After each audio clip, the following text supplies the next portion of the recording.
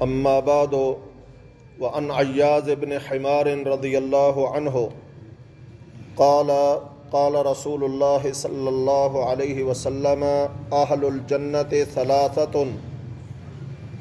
عیاض بن حمار رضی اللہ عنہ فرماتے ہیں رسول اللہ صلی اللہ علیہ وسلم نے فرمایا اہل الجنت ثلاث، جنتی لوگ تین طرح کے ہیں، ذو سلطان مقسط متصدق موفق۔ ایک وہ بادشاہ ہے جو انتہائی رحم دل ہے، متصدق صدقہ خیرات کرنے والا ہے، موفق اسے حق فیصلہ کرنے کی یا انصاف کرنے کی توفیق بخشی گئی ہو۔ ورجل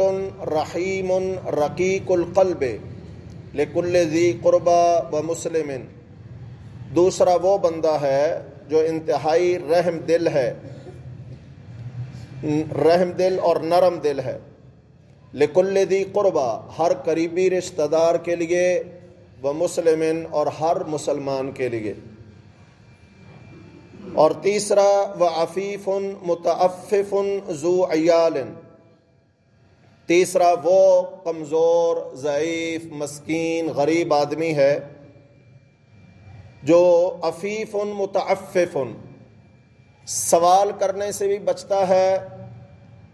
اور ضرورت مند بھی ہے، ذو عیال یعنی اہل و عیال والا ہے، ضرورت مند ہے لیکن سوال کرنے سے بچتا ہے، مانگنے سے بچتا ہے۔ وَأَهْلُ النَّارِ خَمْسَةٌ، اور جہنمی 5 قسم کے لوگ ہیں، الضعیف الذی لا زبر له الذی هم فیکم تبع لا یبغون اہلا ولا مالا، وہ کمزور خادم ہیں جو تمہارے ماتحت ہیں اور اہل و مال کی تمنا نہیں رکھتے۔ والخائن الذی لا یخفی له طمع، اور دوسرا وہ خائن قسم کا آدمی ہے، خیانت کرنے والا ہے جس کی خیانت چھپی ہوئی نہیں ہے، اس قدر وہ خیانت میں لت پت ہو گیا ہے کہ وَإِن دَقَّ إِلَّا خَانَهُ، اگر معمولی چیز بھی اس کے پاس رکھی جائے تو اس میں بھی خیانت کرے گا۔ وَرَجُلٌ لَا يُصْبِحُ وَلَا يُمْسِي إِلَّا وَهُوَ يُخَادِعُكَ ان اہلک و مالک، اور وہ آدمی جو صبح و شام تیرے اہل و عیال میں اور تیرے مال میں تجھے دھوکہ دینے کی کوشش میں لگا رہتا ہے۔ وذکر البخل او الکذب، آپ صلی اللہ علیہ وسلم نے بخل یا جھوٹ کا ذکر کیا ہے۔ یہ راوی کو شک ہے کہ آپ نے بخل فرمایا ہے کہ بخیل آدمی ہے، یا پھر جھوٹے کے بارے میں یہ بات کہی ہے کہ یہ بھی جنمی ہے۔ وشنذیر الفحاش، اور وہ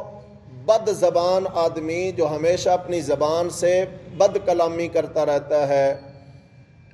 اور بری باتیں کرتا رہتا ہے، گالیاں دیتا رہتا ہے، بد زبانی بد کلامی پر اتر آتا ہے معمولی معمولی باتوں پر۔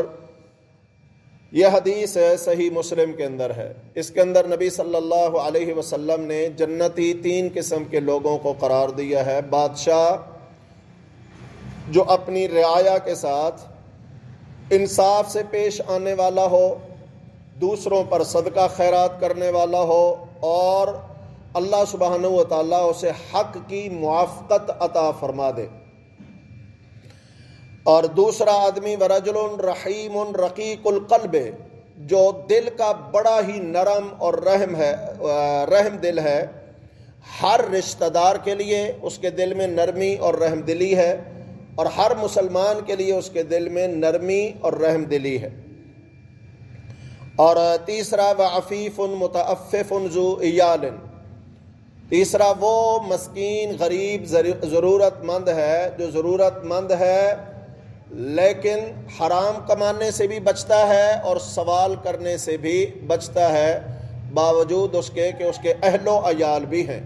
یعنی اکیلا نہیں ہے۔ اکیلا بندہ تو چلو بچ کے گزارا کر لیتا ہے، بیوی بچوں والا ہے،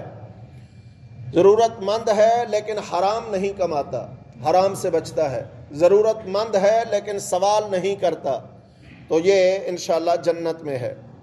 اور جہنمیوں کی 5 صفتیں یا قسمیں قرار دی ہیں، ان میں سے ایک وہ ہے جو لوگوں کی ماتحتی میں،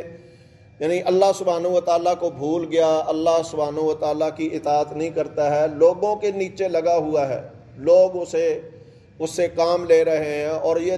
ایسا کمزوری میں چلا جاتا ہے کہ اسے خود اپنا گھر آباد کرنے کی، بیوی بچوں کی فکر نہیں رہتی، مال کمانے کی فکر نہیں رہتی،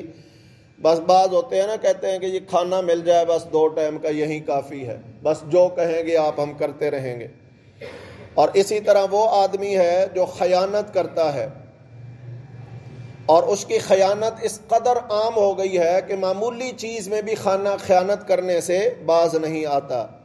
اور وہ آدمی جو صبح و شام کسی کو اس کے اہل و مال میں دھوکہ دینے کی کوشش کرے،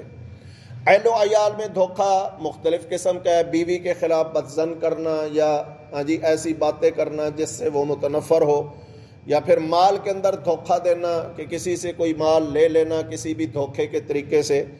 تو یہ آدمی بھی جہنم ہے۔ وذکر البخل والقذب، آپ نے جھوٹے یا بخیل کا ذکر کیا ہے، اور وہ آدمی جو فحش کلام ہے، زبان سے گندگی بکتا ہے، جھوٹ بھی اسی کے اندر آ جاتا ہے، غیبت بھی اسی کے اندر آ جاتی ہے، بد زبانی، بد کلامی، گالی گلوچ، یہ ساری چیزیں اسی کے اندر آ جاتی ہیں، تو اس سے بھی جہنمیوں کی قسم میں سے ذکر کیا۔ یہ حدیث صحیح مسلم کے اندر ہے۔ اس سے ثابت ہوا کہ جہنم میں جانے والوں کی کثرت ہے،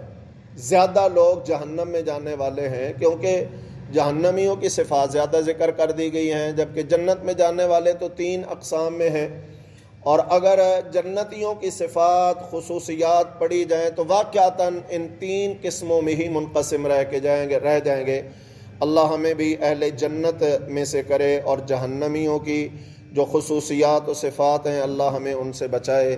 اقول قولی ھذا واستغفر اللہ لی ولکم۔